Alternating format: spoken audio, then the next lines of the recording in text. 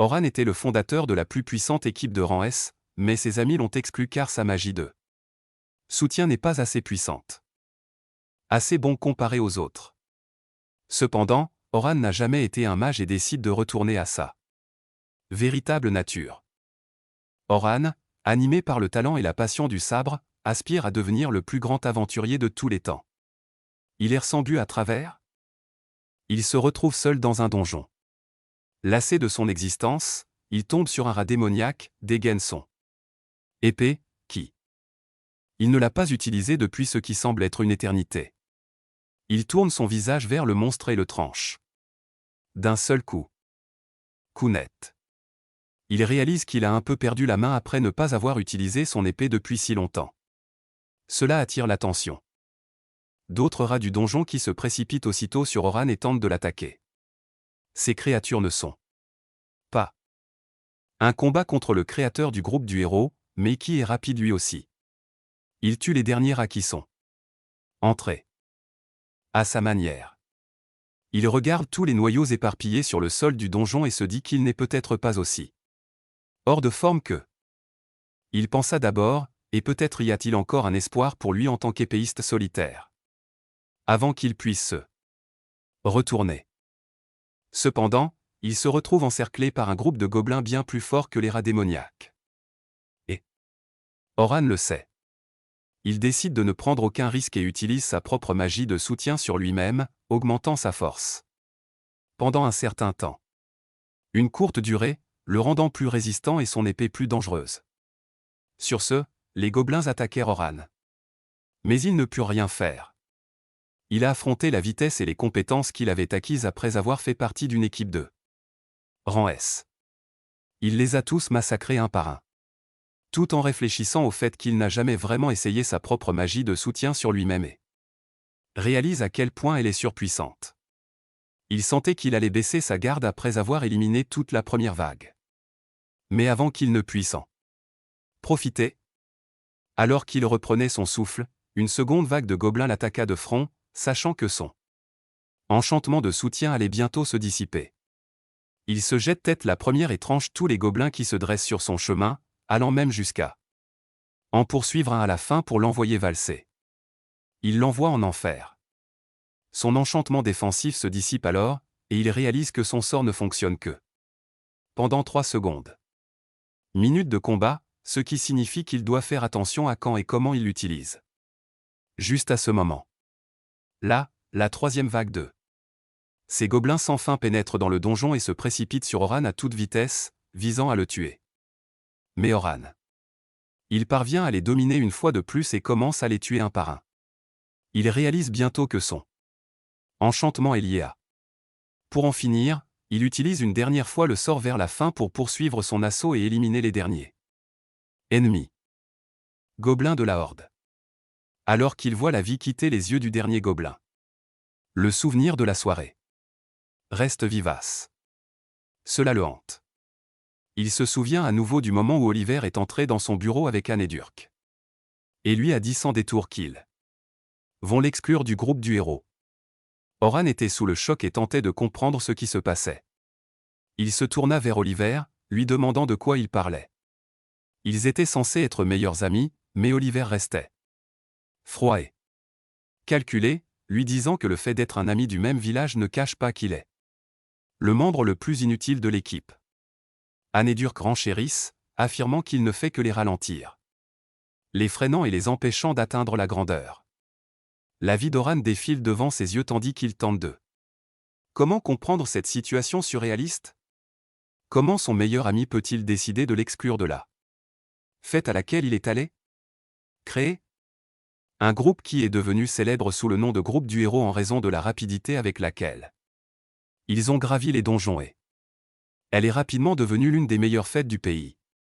Oliver explique que lors du dernier donjon collaboratif, au cours de sa mission de nettoyage, il observa les autres groupes et constata à quel point l'enchanteur de chacun était puissant et capable de. Alors qu'il aidait les autres membres, Oran était complètement inutile en comparaison. Oran n'en croyait pas ses oreilles. Il rétorque qu'il n'est pas un enchanteur pour autant. Et la seule raison pour laquelle il a accepté ce rôle, C'est parce que personne dans le groupe n'avait de don pour la magie. Il sacrifia donc sa place d'épéiste et commença à s'entraîner comme. Il était enchanteur et avait même créé son propre style de magie pour compenser son manque de talent en tant que mage de soutien. Anne. Il lui rit au nez, le traitant de minable qui se cherche des excuses parce qu'Oliver était un bien meilleur épéiste plutôt que lui au départ. Sur ce, Oran se tourne vers Oliver, car il était son dernier espoir. Mais Oliver lui dit froidement que ils ont même trouvé un enchanteur remplaçant, qui les aidera à gravir les échelons et à atteindre leur objectif. Oran finit par accepter la nouvelle réalité et le fait qu'il n'a plus sa place dans ce parti. Après un dernier adieu, il se retourne pour partir quand Anne rit, affirmant qu'il n'aurait jamais dû être dans un rang S. De toute façon, il fait partie du groupe, car son escrime et sa magie sont toutes deux de rang A, ce qui signifie qu'il est un piètre touché à tout. Il maîtrise des métiers, mais rien. Finalement, il revient à la réalité en marchant, songeant au nouveau style 2. Il a développé un style de combat qui fusionne les rôles traditionnels de l'épéiste et du mage. Il décide de continuer. Il est un touché à tout. Mais en même temps, il les maîtrisera tous et leur montrera à quel point Oliver a fait une énorme erreur. Et les autres aussi. Au moment où il s'apprêtait à partir, un groupe de 4 aventuriers se précipita dans le téléporteur.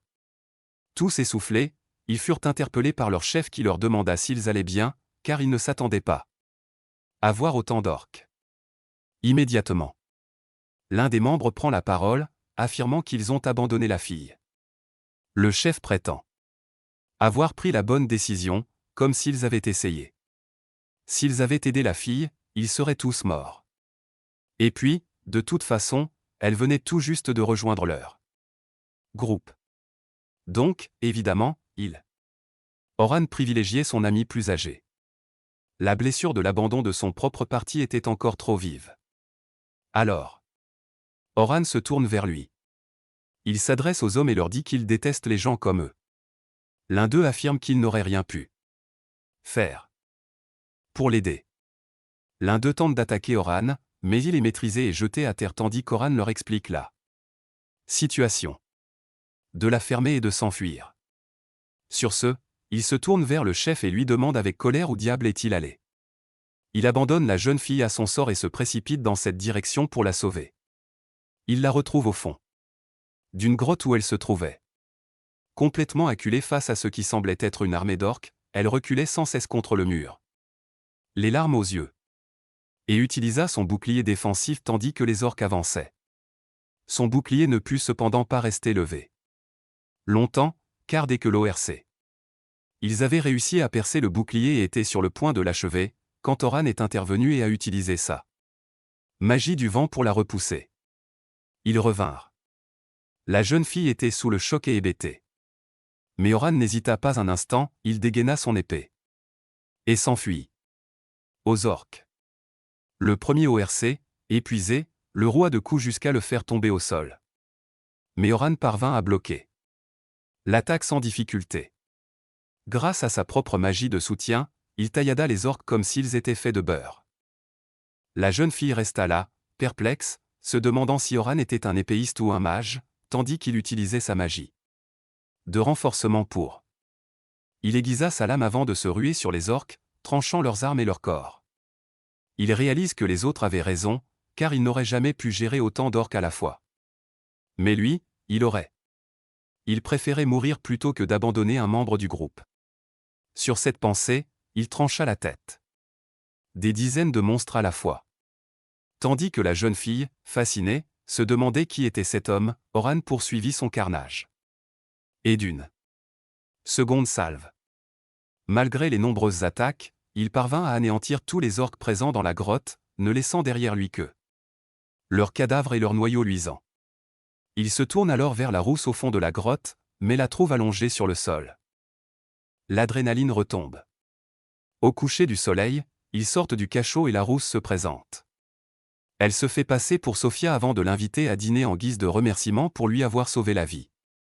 Oran finit par accepter. Il la suit jusqu'à une taverne appartenant à la guilde du Lapin d'Argent. Il comprend alors qu'elle est membre de la guilde elle-même, car elle portait également un blason sur sa cape, et elle réalisa qu'elle lui rappelait quelqu'un. Mais elle n'arrivait pas à mettre le doigt dessus. Cela. Cette confusion disparut rapidement lorsque Sophia lui présenta sa sœur aînée Selma, qu'Oran connaissait déjà sous le nom de. Elle était également une enchanteresse de rang S d'un autre parti. Selma était la plus puissante enchanteresse du pays. C'est elle qui a imaginé un système de répartition des rôles entre les péistes qui attaquent et le tank qui. Elle absorbe les dégâts et le mage qui lui apporte son soutien. Shea regarde Oran avec dégoût et lui dit qu'elle va appeler le FBI, car sa sœur n'a que 14 ans.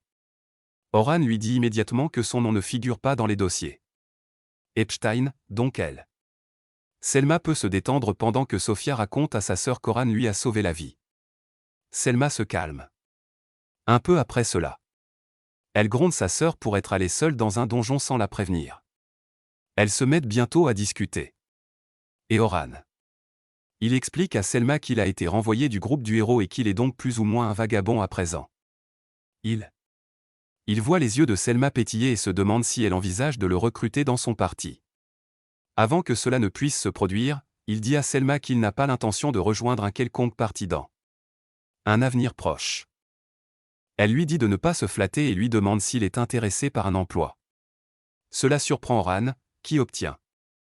Intriguée, elle pose des questions sur le travail. Selma affirme qu'un grand groupe de sa guilde descendra dans les donjons demain. Le groupe comprendra de nombreux nouveaux aventuriers, et les membres gradés sont censés les protéger. Veillez à ce que les boss des tâches qui apparaissent tous les 10 niveaux sont vaincus et il n'y a aucune victime. Elle affirme que l'expédition a reçu le feu vert d'un sponsor et elle serait ravie qu'Oran accepte de les accompagner en tant qu'aventurier supplémentaire.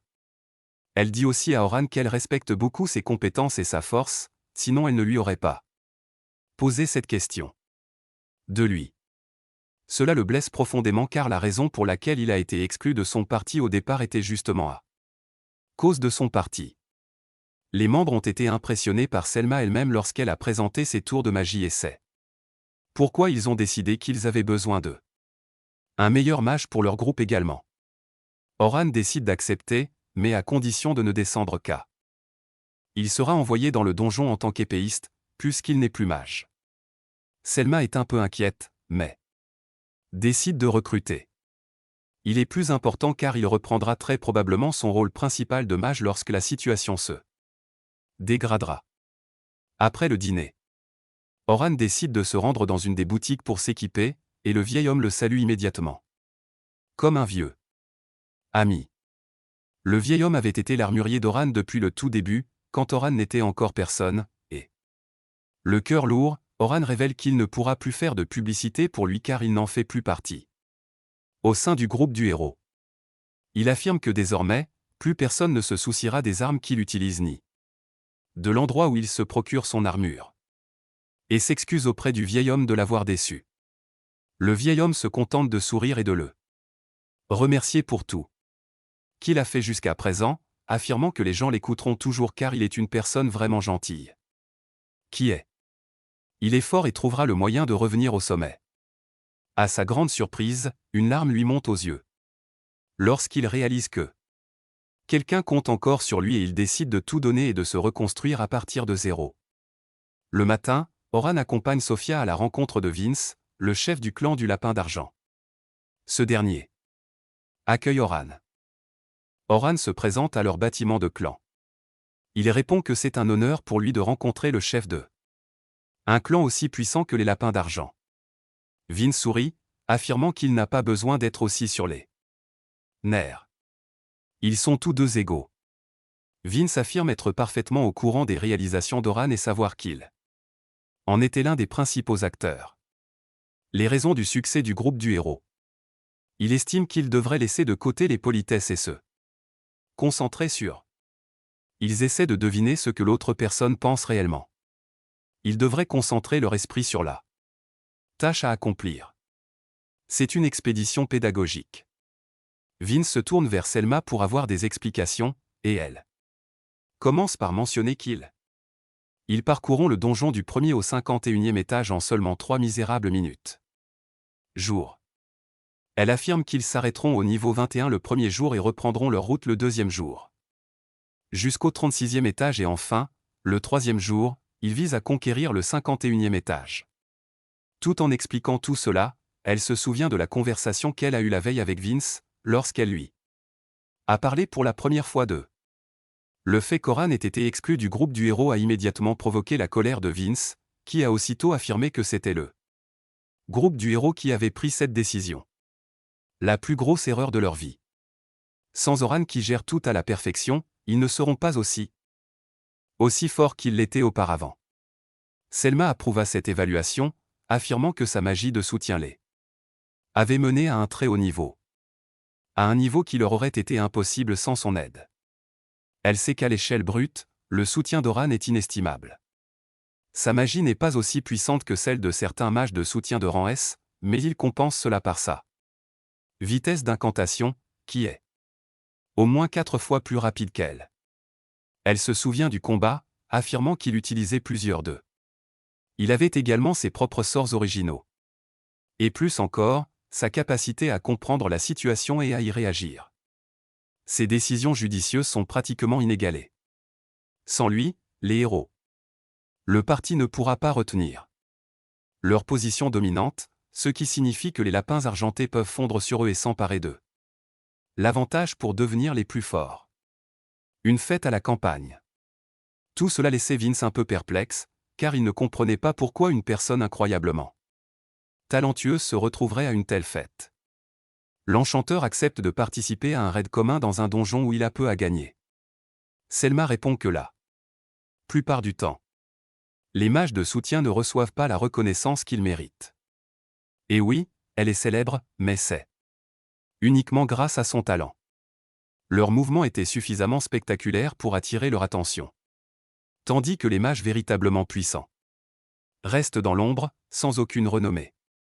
Les leurs, dit-elle, revenant à la réalité lorsqu'Oran prend la parole et demande confirmation qu'il y aura bien 10 fêtes. Des recrues s'aventurent dans les cachots, accompagnés de 5 escortes, dont Selma et lui-même. Les recrues devront affronter tous les dangers. Les monstres en rotation. Mais si un événement inhabituel se produit, les escortes interviendront pour s'assurer que les recrues restent ignorées. Ils trouvent cependant une chose déroutante et demandent « Pourquoi n'y a-t-il que 5 escortes ?» Si leur objectif est de garantir la sécurité des recrues, pourquoi ne pas engager plusieurs équipes de haut niveau au lieu de 5 joueurs de rang S différents? Selma répond que la seule raison pour laquelle ils ne le font pas est pour que les recrues aussi vivez le stress de la traversée d'un donjon et ne surestimez pas vos capacités. Oran ne croit pas vraiment. Elle ne croit pas un mot de son explication, mais elle sait qu'ils ne révéleront pas leur véritable motivation à un étranger qui n'est affilié à aucun groupe. Clan. Quoi qu'il en soit, Oran décide d'accepter la quête, n'ayant rien de mieux à faire de toute façon. Vince semble content. Il en parle et affirme qu'il sera payé 2 pièces d'or d'avance et 10 autres à l'achèvement de la tâche. Cela le surprend un peu, car il demande si ce n'est pas trop, vu que cela représente l'équivalent d'une année de salaire. Selma répond qu'il l'apprécie beaucoup et que c'est pourquoi ils veulent s'assurer qu'il soit correctement rémunéré. Oran. Il les remercie et promet de les revoir le lendemain matin, espérant que tout se passera bien. Le lendemain matin. Arrive vite et Oran arrive à l'entrée des donjons où il découvre un groupe de nouveaux aventuriers qui attendent de commencer leur voyage. Il retrouve bientôt Sophia et Selma prêtes pour l'aventure et complimente Selma sur sa tenue, ce qui agace Sophia et elle. Elle lui rappelle une fois de plus qu'elle est mineure. Oran lui dit de se calmer un peu car il n'est pas fan de Michael Jackson. L'un ou l'autre. Sophia demande où il vit actuellement, car auparavant il habitait dans le manoir appartenant à leur partie. Oran répond qu'il loge actuellement à l'auberge, mais qu'il trouvera bientôt un logement plus convenable. Oran regarde autour de lui et déclare que tout le monde semble être arrivé et qu'ils devraient peut-être commencer leur expédition. Selma approuve et dit à Sophia de rejoindre son groupe avant de conduire Oran vers les 3 autres recrues. Selma est chargée de veiller au bon déroulement du voyage et présente Oran aux autres, affirmant qu'il est. Elle est incroyablement forte et lui fait confiance. Les 3 autres escortes l'accueillent immédiatement. Tout en le présentant. Le garçon aux cheveux bleus nommé Ant prétend être un tank, et le blond nommé Burn fait de même. Il prétend lui aussi être un tank. La dernière fille aux cheveux courts se révèle être une guérisseuse nommée Cathy. Oran s'exclame immédiatement, mais il se rend compte qu'il est un attaquant de première ligne, et Selma, l'enchanteresse, ce qui en fait un jeu très complet. Un groupe d'escortes. Mais il se demande quel était leur plan s'ils refusaient leur offre de se joindre à eux. Il pense qu'il y a clairement anguille sous roche, mais elle décide de continuer pour l'instant et de voir comment les choses évoluent. Bientôt, Selma recueille. Il rassemble toutes les rocheuses en un seul endroit et les présente à Oran, affirmant qu'elles sont devenues incroyablement fortes. Elle leur propose une aide pour ce voyage, afin qu'il n'ait rien à craindre. Elle affirme qu'Oran est déjà allé au 94e l'étage, ce qu'elle n'a même pas encore fait, et il faisait autrefois partie du groupe du héros, ce qui fait de lui l'un des les personnes les plus fortes du pays. Cela motive énormément les nouveaux venus qui se sentent immédiatement beaucoup plus confiants pour cette aventure. Mais quelle pression! Cela commence à intimider un peu Oran, car il sait maintenant que beaucoup de gens comptent sur lui.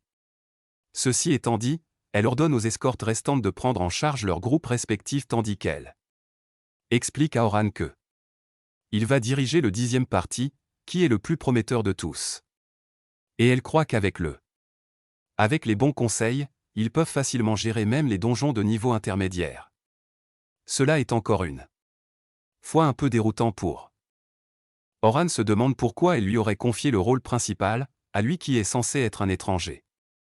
Quoi qu'il en soit, il se dirige vers le 10e groupe et s'aperçoit que Sophia est dans le même groupe.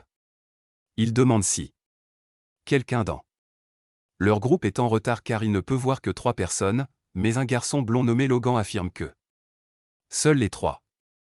Certains d'entre eux appartiennent à ce parti.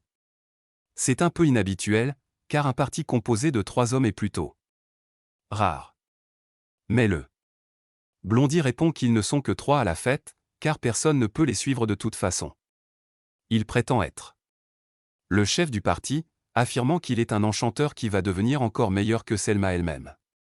Oran se rend immédiatement compte que ce garçon a un problème d'attitude et se demande si cela lui portera préjudice. Plus tard, il passe ensuite à la 2e fille. Celle-ci se présente comme Carole, une vraie force de la nature.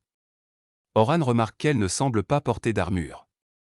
Il lui demande si elle la mettra une fois à l'intérieur du donjon. Mais elle répond qu'elle n'utilise ni bouclier ni armure. Oran lui demande si cela signifie qu'elle se concentre sur l'esquive, plus qu'un simple blocage. Et Carole répond qu'il a raison, car elle ne veut pas que des monstres le touchent. Type d'esquive. Les tanks sont assez rares car ils utilisent généralement leur vitesse et leurs compétences incroyables pour esquiver et contre-attaquer les monstres. C'est presque ça, mais cela nécessite une véritable expérience du combat que cette fille n'a certainement pas. Il demande si le clan. Je ne l'avais pas prévenu avant, mais la blonde répond que le clan a dit à Carole à plusieurs reprises de se comporter comme un tank normal. Jusqu'à ce qu'elle acquiert de l'expérience, mais elle les ignora tout simplement. Oran réalisa bientôt qu'il s'agissait peut-être de la fête des étoiles, mais parallèlement, il semble que ce soit également cette soirée qui pose problème, et les escortes ne voulaient pas s'en occuper. Peu après, l'expédition commence enfin, et ils pénètrent tous dans les cachots. Carole ne cesse de parler sans s'arrêter un seul instant et continue. Elle harcèle Oran pour savoir pourquoi il a quitté la fête et il ne sait pas comment la faire taire. Leur voyage se poursuit sans encombre. Pour l'instant, grâce à Oran qui a installé des pièges magiques derrière eux qui éliminent automatiquement les ennemis mineurs. Des monstres, car il ne veut pas perdre de temps dans des combats inutiles. Finalement, ils arrivent au 20e étage et Oran. Maintenant, il a une meilleure idée de sa fête. Il se rend compte que le blondinet ne fait pas que parler et qu'il a en réalité un atout considérable. Il possède de nombreuses compétences d'enchanteur et pourrait facilement évoluer au niveau d'un groupe de haut Niveau s'il continue ainsi. Mais elle est mauvaise pour donner des indications, ce qui est très important pour une enchanteresse. Car elle est incroyablement rapide, ce dont elle aurait besoin en tant que défenseur basé sur l'esquive. Mais elle présente deux problèmes. Elle fonce directement sur les monstres sans. Elle y a renoncé alors que son rôle principal devrait être de veiller à la défense de leur partie. Et le deuxième problème est que elle utilise deux minuscules dagues comme arme principale, ce qui correspond à son style, mais elle pourrait ne pas avoir une puissance destructrice suffisante. Quand c'est vraiment important. Sophia est la moins douée d'entre elles en termes de talent brut. Mais elle reste au-dessus du niveau de compétence.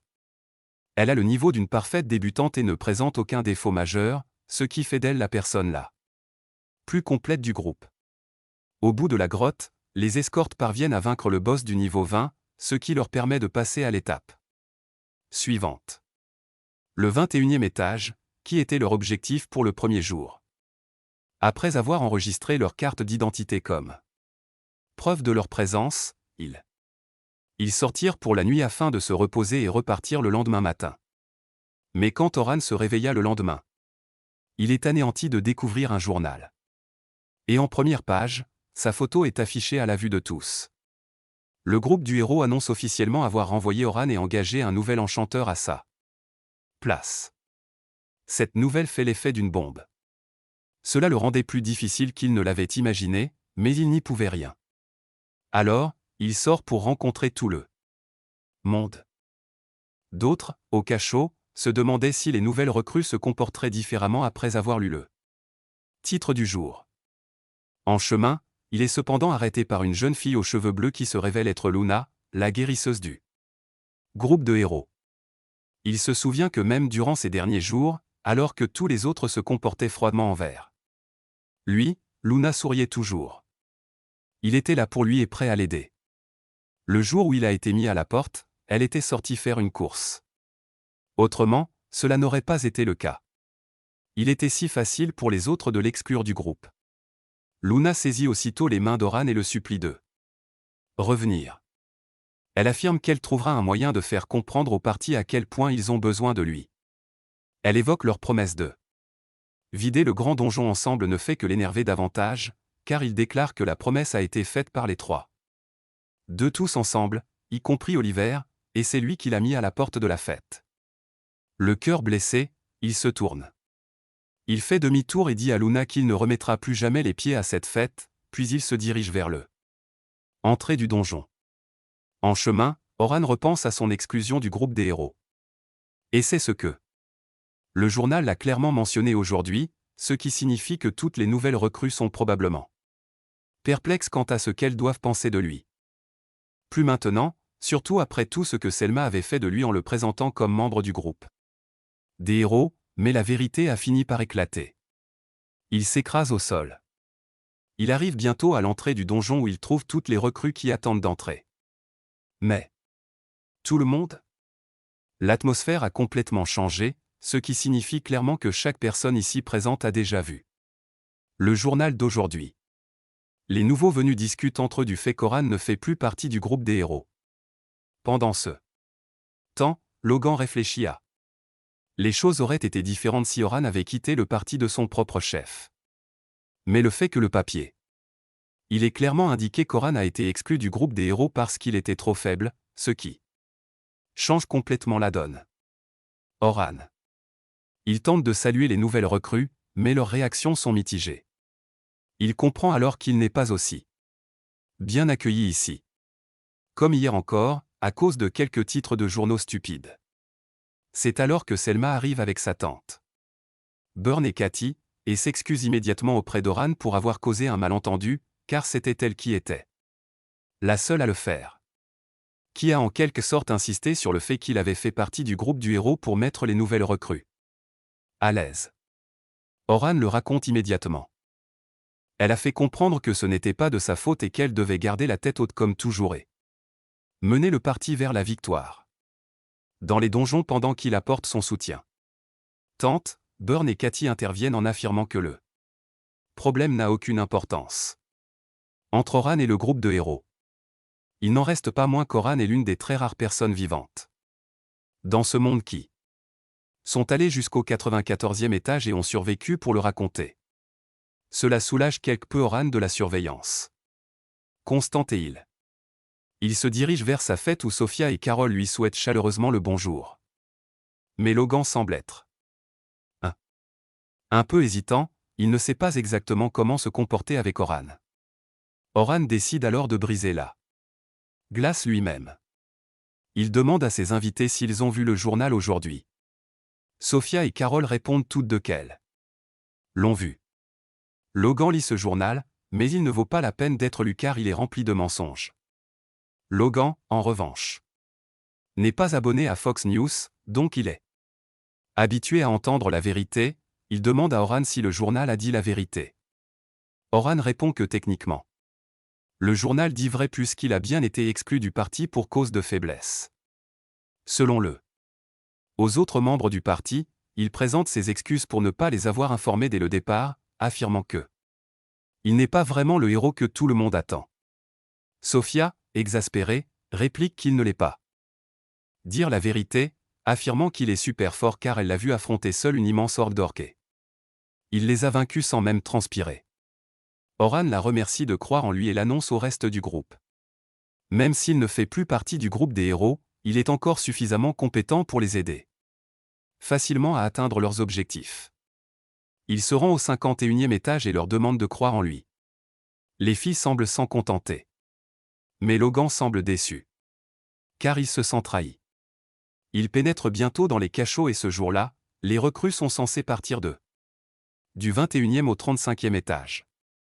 Mais même maintenant, il n'est pas censé leur donner d'ordre ni de directive, mais simplement rester en retrait et observer, n'intervenant que si la situation dégénère. Leur voyage se poursuit sans encombre sous la direction de Carol. Elle affronte tous les monstres du 24e étage grâce à ses dagues jumelles et à ses techniques de combat personnelles et avancées. Avec style. Sophia parvient à affronter les monstres les plus imposants du niveau 30, surprenant même Oran qui s'interroge s'il a un peu sous-estimé Sophia. Il passe ensuite au 31e étage, qui correspond aux étages intermédiaires. Cela signifie que les recrues se trouvent désormais en territoire inconnu et ont besoin des conseils et de l'aide de leurs guides qui sont avec elles. Cette fois, Oran prend les devants et marche devant son groupe, s'assurant que rien d'inhabituel ne soit remarqué. Caché à cet étage, il sent soudain la présence d'un groupe de gobelins devant lui et ordonne à ses compagnons de se préparer, de se battre. Il remarque également qu'un ORC errant semble avoir erré dans les environs, ce qui pourrait compliquer le combat. Un peu délicat, mais comme sa bande de recrues est plutôt douée au combat, il ne craint pas de perdre cette bataille. Il ordonne immédiatement à Carol d'attaquer les gobelins tandis qu'il demande à Sophia de s'occuper de l'ORC avec l'aide de sa longue des sorts magiques à distance. Ils suivent tous deux ses instructions tandis que Sophia passe immédiatement en mode attaque et commence.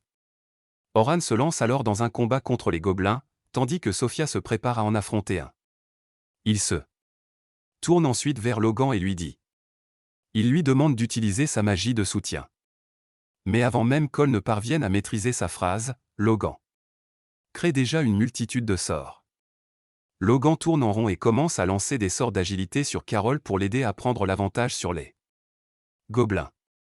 Il n'est toujours pas entièrement convaincu qu'une personne comme Oran devrait le guider en quoi que ce soit. Surtout qu'il pense que le conseil d'Oran est si simple que n'importe qui à sa place ferait de même. Soudain, les choses deviennent un peu plus complexes. C'est délicat, car l'ORC déclenche le syndrome de stress post-traumatique de Sophia, qui panique et ne se prépare pas à une éventuelle confrontation. Une attaque. Cela pourrait être catastrophique pour eux tous, car même Logan est occupé à lancer ses sorts magiques sur Carol. Il regarde Oran, impuissant, se demandant quel genre de guide il est et pourquoi il n'aide pas Sophia, lorsqu'il aperçoit soudain Oran crée un signe magique qui ralentit considérablement l'ORC. Il se dirige ensuite vers Sophia et lui dit. Elle doit prendre son temps et viser juste, car elle est bien plus forte qu'un ORC et ne devrait pas en avoir peur. Sophia prend. Il prend une profonde inspiration, puis projette une énorme boule de feu qui réduit l'ORC en miettes, à la surprise générale. Tous les membres de son groupe, y compris Oran, qui ignorait totalement que Sophia pouvait utiliser des sorts magiques de niveau avancé. Carol retourne aussitôt vers Sophia et la serre dans ses bras tandis qu'Oran la félicite pour son excellent tir. Ils arrivent bientôt au 35e étage également, ils tombent nez à nez avec une tarentule mortelle. Logan perd immédiatement son sang froid en pensant que ils sont morts, car il leur est impossible de gérer cette situation. Mais Sophia et Carol ont toutes deux une confiance absolue en Oran et Logan attendent ses ordres. Il leur ordonne aussitôt d'utiliser leur agilité et leur force pour Carol. Logan, tout en utilisant la magie contre Sophia, se demande si ce type est devenu fou, car il utilise la même stratégie comme auparavant, sans changement, mais il décide de suivre les ordres et utilise les sorts en conséquence. Oran dit ensuite à Carol de engager le monstre au corps à corps et assurez-vous de maintenir son attention sur elle. Carol hoche la tête. Elle acquiesce et se précipite aussitôt sur la tarentule. Logan tente de l'arrêter, mais Oran l'en empêche, affirmant que si l'adversaire se présente devant, ils seront tous fortement désavantagés, ils devraient donc attendre et observer. Oran dit alors à Sophia de saute sur le monstre et lacère son dos pour le déchiqueter. Sophia comprend immédiatement la mission et saute sur. Oran lui tendit le haut de la tête et passa sa lame dessus, d'avant en arrière. Il lui ordonna ensuite de garder son attention sur elle, mais elle doit faire attention car l'araignée est venimeuse, elle doit donc esquiver toutes ses attaques sans faute. L'araignée commence. Il tente de poignarder Carol avec ses pattes pointues, mais elle esquive les attaques les unes après les autres et les dévie même. Certaines attaques ripostent. Surprenant le monstre, Oran dit à Logan qu'il doit continuer à lancer des sorts sur Carol car elle. Sa vie ne tient plus qu'à un fil. Sur ce, il se tourne vers Sophia et lui demande de maîtriser le monstre. Elle comprend immédiatement la mission et utilise son pouvoir de coupe-flèche pour lui trancher les pattes, le forçant à tomber au sol. Carol commence à célébrer, mais Oran lui dit de faire attention car la bataille n'est pas encore terminée. Le conseil est venu. Mais ils arrivèrent trop tard, car le monstre irénien n'était pas encore mort et utilisa ses toiles pour attraper Carol et commença à la tirer. Elle se tourne vers elle-même. Oran ordonne immédiatement à Logan de donner à Carol un regain de force et d'accélérer. Uichido Sensan. D'autres arguments fusent, mais Carol panique et n'arrive pas à se libérer de la toile. Suppliant Oran de l'aider, Oran dit à Sophia de préparer sa flèche de pierre et utilise un sort d'amélioration du tranchant sur ses couteaux, ce qui lui donne le coup de pouce dont elle a besoin. Elle devait se libérer de l'emprise de ce monstre. Sophia enchaîne immédiatement avec son sort de flèche de pierre, qui il anéantit complètement le monstre, le tuant sur le coup. Sur ce, leur expédition du jour prend fin. Oran félicite Logan pour son utilisation judicieuse des sorts de soutien, car sans eux, son groupe n'aurait pas pu gagner les combats d'aujourd'hui. Au moment où ils sortent des grottes, le soleil commence à se coucher et Selma félicite toutes les nouvelles recrues. Leur réalisation à ce jour. Affirmant qu'ils ont tous fait un travail formidable jusqu'à présent, et la dernière étape de l'heure. Le voyage aura lieu demain, ils doivent donc se reposer et bien manger. Sur ce, chacun reprend son chemin. Oran est interpellé par sa tante et Burn qui l'invite à déjeuner. Après un moment d'hésitation, Oran accepte. Il reçoit une invitation, car ce n'est pas tous les jours. Quelqu'un propose de l'inviter. Sur le chemin du retour vers la ville, Logan interroge Sophia à propos d'eux. Elle se souvient de la rencontre où Oruron lui a sauvé la vie et pose des questions précises, notamment sur le type de sorts utilisés.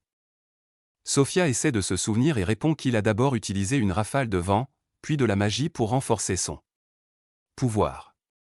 Il dégaina son épée avant de réduire chaque ORC en charpie. Logan réalisa qu'Oran était très différent. Depuis aujourd'hui, il avait remarqué qu'Oran avait utilisé, avec une désinvolture déconcertante, un sort pour réduire l'agilité de l'ORC qui se déplaçait envers Sophia. Ce genre de sorts magiques sont connus sous le nom de malus et sont incroyablement difficiles à réaliser. Même les plus Des mages incroyablement talentueux comme Selma elle-même peuvent à peine utiliser un seul affaiblissement en quelques jours. Est aussi avec beaucoup de préparation. De plus, Oran s'est comporté comme un lanceur de sorts parfait et savait quand utiliser quel aspect d'un sort au sein d'une équipe. Il savait précisément à quel moment chaque amélioration prendrait fin et utilisait même des sorts préventifs pour anticiper le combat, les mouvements de l'ennemi. Cela fait comprendre à Logan qu'il s'est complètement trompé sur Oran. Et il n'est pas qu'un un mage ordinaire, mais un véritable génie. De retour en ville, Oran descend dans une taverne avec Burn et Ant, qui lui disent il peut commander tout ce qu'il veut, c'est offert. Il commence alors à l'interroger sur son rôle exact, car il était auparavant il était enchanteur au sein du groupe des héros, mais il prétend maintenant être un épéiste. Oran rétorque qu'il a toujours été un épéiste. Depuis qu'il avait vu son grand-père abattre une bête énorme qui avait erré dans le village, cette image lui était restée gravée dans la mémoire. Qu'il deviendrait un épéiste quoi qu'il arrive, et ce souhait se réalisa pendant un temps plus qu'il fut épéiste dans le groupe du héros. Mais alors qu'ils commençaient à descendre aux niveaux inférieurs, leur rythme ralentit légèrement. L'intensité et la force des monstres qu'ils rencontraient augmentaient. Parallèlement, Selma popularisait le stratégie d'équipe où chacun dépendait de l'enchanteur pour les décisions. Ils décidèrent donc eux-mêmes de suivre la même voie. Stratégie. Malheureusement, comme aucun membre de leur groupe ne possédait l'affinité nécessaire pour devenir enchanteur, leur Oran était le meilleur choix. Et pour le bien du groupe, il décida de renoncer à son titre d'épéiste et devint enchanteur. Il commence à penser amèrement que le groupe de héros n'a aucune chance de réussir les prochains niveaux. Il décide que cela ne vaut plus la peine d'y penser. Il annonce ensuite au garçon qu'il veut maintenant devenir l'épéiste le plus complet, capable de gérer seul même les niveaux inférieurs sans avoir besoin de n'importe quel groupe, ignorant que le lendemain même, le groupe du héros allait lui rendre visite dans les donjons même où il dans le but de conquérir. Le lendemain matin, Oran se dirige vers la grotte, pensant que ce sera la dernière fois. Le jour où il mène le groupe de jeunes, il aperçoit Sophia et les autres qui l'attendent non loin de l'entrée. Il l'accueille tous chaleureusement, et il sent déjà que le parti semble avoir davantage confiance en lui. Aujourd'hui ils ont passé la dernière journée ensemble. Même Logan semble beaucoup plus réceptif et lui fait davantage confiance. Carol prend la parole, affirmant que, comme aujourd'hui est le dernier jour, Sophia voulait lui dire quelque chose et commence à donner des coups de coude à Sophia, la poussant vers. Elle veut dire ce qu'elle pense. Mais Sophia semble intimidée et trop timide pour exprimer ses véritables sentiments. Il s'avère que pendant qu'elle prenait après avoir pris un bain hier soir, Sophia a fini par dire à Carol qu'elle voulait qu'Oran reste dans le clan du lapin de la nuit et aide. Ils atteignent le sommet. Mais avant qu'elle puisse se confier à Oran, il finit par être appelé. Selma s'approche et dit à Sophia qu'il lui parlera plus tard avant de partir. En se dirigeant vers les autres guides, il finit par surprendre une conversation entre des recrues qui disent que le groupe du héros se rend également dans les donjons aujourd'hui. Et ils vont faire un essai avec leur nouvelle équipe pour s'assurer qu'ils travaillent tous en harmonie. Oran se demande lequel. Il lui demande à quel étage ils vont essayer d'aller et il apprend rapidement qu'ils ne vont pas jusqu'au plus profond, qui est le 94e étage. Mais ils vont commencer par le 92e étage pour s'assurer que leur nouveau parti fonctionne comme prévu. Oran est choqué d'entendre cela car il ne pense pas que le groupe de héros doive commencer au 92e étage. Surtout avec un nouveau candidat à sa place, et il devrait plutôt essayer de commencer par examiner les étages inférieurs pour se faire une idée de leur travail d'équipe. Finalement, il décide que réfléchir à cela est une perte de temps. Il devrait plutôt se concentrer sur ce qu'il est venu accomplir, au lieu de laisser tomber le groupe du héros. 2. Retour au 92e étage, Oliver, le chef de le groupe, enflammant son équipe, affirme qu'il ne devrait avoir aucun problème à traverser ces donjons, mais malgré tout, il devrait se méfier. Il se tourne ensuite vers le nouveau membre du groupe, Philly, qui a les cheveux verts. Enchantée. Le tank lui dit de montrer ce qu'elle sait faire, tandis que le mage idiot intervient en disant que Philly n'est pas une experte en la matière. Des bricoleurs comme Oran, donc il ne devrait pas avoir de problème. Oliver se tourne ensuite vers Luna qui n'a pas dit un mot. Elle prononça ces mots par défi silencieux, car elle n'avait jamais voulu qu'Oran parte. Mais Oliver pense qu'après cette expédition dans le donjon, même Luna devra admettre que leur décision était la bonne et qu'Oran était le problème. Il s'avère que Luna ne l'était pas. Même une partie du plan qu'Oliver et les autres ont concocté pour exclure Oran du gang. Elle n'en a eu connaissance que récemment. Le soir où Oliver félicitait Philly d'avoir été admis au parti et organisé une fête de bienvenue. Son honneur. Anne et Derek se moquèrent tous deux d'Oran, affirmant que maintenant qu'ils avaient un véritable enchanteur au lieu d'un bon à rien du tout. Ils devraient terminer le donjon et atteindre le 100e étage en un rien de temps. Anne l'a même dit. Philadelphie, apparemment ils ont une tonne d'argent, mais Oran était tellement prudent avec les dépenses qu'il ne s'en est jamais vraiment rendu compte. Ils ont tout mis en œuvre pour satisfaire leurs besoins personnels. Philly se sent un peu mal à l'aise et demande si la fête. Les fonds ne sont pas destinés uniquement à la fête et ne peuvent servir à aucun usage personnel. Mais Anne balaie ses pensées d'un revers de main en affirmant qu'ils avaient beaucoup d'argent, mais à quoi bon l'argent si on ne sait même pas comment le dépenser? Oliver prend la parole au milieu. Il leur dit cependant qu'ils devraient en avoir fini avec les discussions sur Oran et passer à autre chose, car il ne les concerne plus. À ce moment précis, alors qu'ils lèvent leur verre en l'honneur de Philly qui se joint à eux, Luna entre dans la pièce. Elle reprend son souffle et dit à Oliver qu'elle a besoin de lui parler.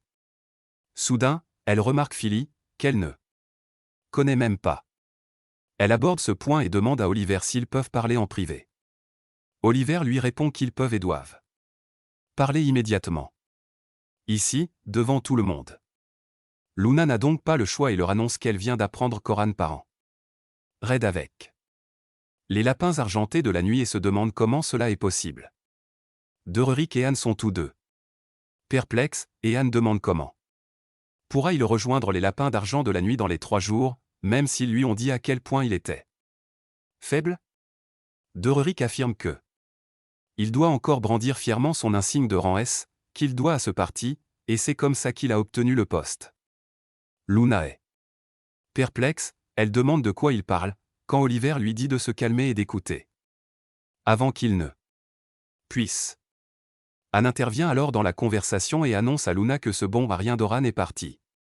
La fête a eu lieu il y a 3 jours. La nouvelle du départ d'Oran la stupéfie et elle se demande à voix haute si Oran est finalement parti. Ils ont renoncé à eux. Mais Dererick, l'idiot fini, ouvre sa grande gueule et lui dit que c'est l'inverse. Oran, lui, n'a pas qu'il quitte la fête. Ce sont eux qui l'ont expulsé de force, le traitant de raté. Luna est sous le choc. Se tourne vers Oliver et lui demande si c'est la vérité. Oliver répond calmement qu'ils disent la vérité et il tente de la présenter à Philly, le nouveau membre. Luna l'interrompt aussitôt, affirmant qu'elle s'en est chargée. Il est clair qu'elle s'opposera à quiconque prendra la place d'Oran, ce qui agace le tank 0, qui lui hurle de se taire. Le nouveau venu tente de la saluer. Oliver parvient cependant à calmer Dererick et essaie de raisonner Luna, affirmant que Oran n'est plus à la hauteur de leur groupe et, à ce stade, il ne ferait que les freiner. Luna affirme qu'elle n'est d'accord avec rien de tout cela car Oran est le pilier du groupe et c'est grâce à elle qu'ils ont pu se constituer un groupe. Il explique à Oliver qu'il n'aurait jamais pu aller plus loin sans lui. ASS intervient en disant qu'elle est la seule à penser qu'Oran était quelqu'un de spécial et que de toute façon, rien ne pouvait être. C'est terminé, la décision a déjà été prise et Oran a été expulsé. Oliver dit à Luna qu'ils doivent parler concernant les plans immédiats et affirmant que, puisque c'est la première fois qu'ils travailleraient tous ensemble. Philadelphie. Ils commenceront au 92e étage et progresseront lentement jusqu'au 94e. Luna. Elle rejette toutefois catégoriquement le plan, affirmant qu'elle n'a pas de pulsion de mort comme les autres semble en avoir. Dererick Henry, affirmant comment diable pourraient-ils avoir envie de mourir s'ils partent du 92e étage, alors qu'ils sont déjà parvenus à atteindre le 94e étage. Lunar répond que même si Philadelphie est une ville très enchanteur talentueux, il faudrait commencer par les étages inférieurs et ensuite progresser vers les étages supérieurs. Derek, avec sa grosse tête, affirme une fois de plus qu'ils ont déjà sécurisé le 93e étage, alors pourquoi devraient-ils le faire? Ils commencent par le bas? Luna prétend qu'ils sont fous de penser cela puisque le 92e étage contient le noir, le dragon, et ils avaient à peine réussi à le franchir la dernière fois qu'ils l'ont affronté. Henry répond que c'était à l'époque où ils avaient un enchanteur vraiment nul dans leur équipe, et affronter le dragon cette fois. Si devrait être un jeu d'enfant. Oliver affirme qu'ils vont simplement tester leur capacité à bien travailler ensemble, et rien de plus. Ils n'ont pas vraiment besoin de combattre le dragon noir. Luna tente de les contredire, affirmant que même dans ce cas, ils devraient le faire. Commencer par un point beaucoup plus bas. Mais Oliver la coupe en affirmant que la décision a déjà été prise. Et qu'il est impossible de la remettre en question. Tout a changé. De retour à la réalité, le groupe du héros se retrouve face à face avec le colosse du 92e étage, qui était. Ils ont été facilement vaincus la dernière fois, mais cette fois-ci, ils semblent avoir plus de difficultés. Oliver court vers le. Oliver fonce sur le mammouth et tente de le frapper avec son épée, mais le mammouth parvient à bloquer l'attaque, repoussant Oliver à couvert. Pendant ce temps, Derek se prépare à toute contre-attaque. Une fois à couvert, le buffle d'Oliver s'estompe. Et il réalise que chaque fois que ses bandages s'usent, son corps a l'impression d'être alourdi par un poids énorme. Elle se retourne et demande à Philly pourquoi leur bœuf s'use si vite. Philly répond qu'elle ne les a pas encore usés. J'ai compris comment ils combattent tous ensemble, donc ça devrait s'améliorer. Cela surprend un peu Oliver. Car il se souvient comment Oran avait réussi à tout découvrir à leur sujet dès les premières heures de leur première journée. Ils sont ensemble dans le donjon. Soudain, le mammouth lance une décharge d'énergie sur Derek, qui tente de la bloquer, mais finit par. Il glisse, et le faisceau est dévié vers Anne, qui hurle sur Derek en le traitant d'idiot.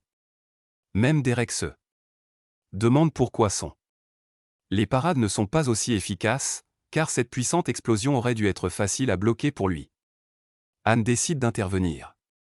Elle se lance dans la mêlée et tire des rafales de feu sur le monstre, mais elle chatouille à peine le mammouth, ce qui déconcerte Oliver, et il crie à Anne de prendre ça au sérieux, mais Anne répond qu'elle fait ce qu'elle fait d'habitude, mais que pour une raison quelconque, les attaques semblent plus faibles. Oliver demande à Philly d'augmenter à nouveau les dégâts magiques d'Anne, et elle obéit. Mais même cette fois, lorsqu'Anne utilise son souffle de feu sur le mammouth, il ne lui fait même pas une égratignure. En représailles, le mammouth utilise à nouveau son puissant rayon d'énergie et manque de peu de toucher Anne, qui parvient de justesse à se cacher derrière un rocher. Oliver est laissé pour compte. Stupéfait, car la magie de Philadelphie est censée être bien plus puissante que celle d'Orin. Pourtant, ils se font laminer. Ce monstre qu'ils n'avaient eu aucun mal à vaincre lors de leur dernier affrontement. Un autre rayon d'énergie fut dirigé vers. Il le ramène à la réalité alors qu'il l'évite de justesse, tandis que le rayon suivant est bloqué par Derek. Oliver dit à Anne de. Anne tente de prendre le monstre à revers, mais en vain. Le monstre parvient à la stopper et l'attaque, la forçant à fuir à toutes jambes. Sur le chemin du retour, Oliver se tourne immédiatement vers Philly et lui dit de faire attention à l'attaque du monstre et les prévenir.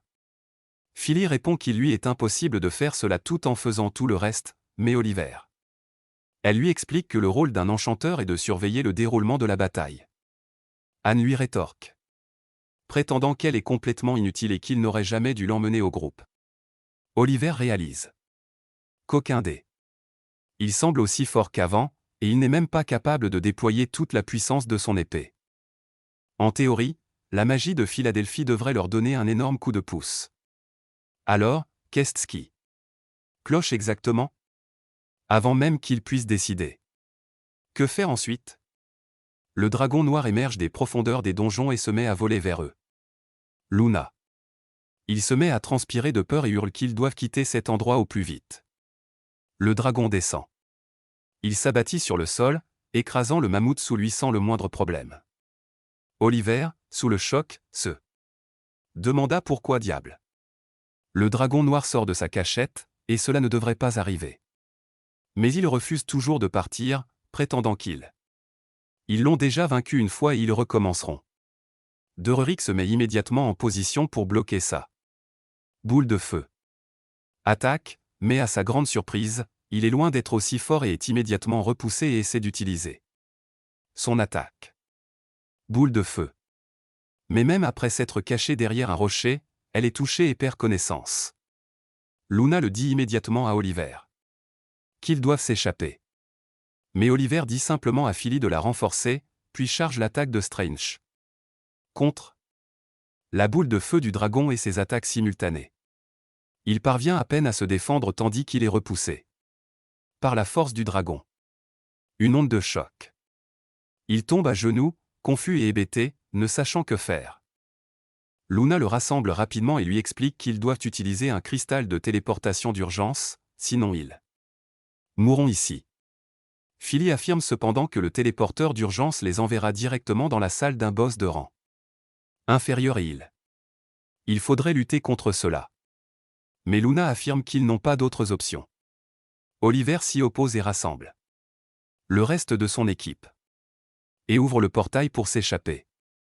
Mais avant qu'il ne puisse le franchir, le dragon plonge et attaque, les repoussant. Ils reviennent et, à leur grande horreur, ils pénètrent dans le portail avant de disparaître. Dererik au premier abord. Que c'était pour le mieux. Mais Luna leur dit que c'est la pire chose qui aurait pu arriver et maintenant, des individus de Baran. Le groupe d'aventuriers mourra sous les coups du dragon. Elle prétend qu'ils doivent revenir. Retourner à la guilde et Fétès. Téléporter de force n'importe qui dans le donjon. Oliver accepte et ils se mettent à courir dehors.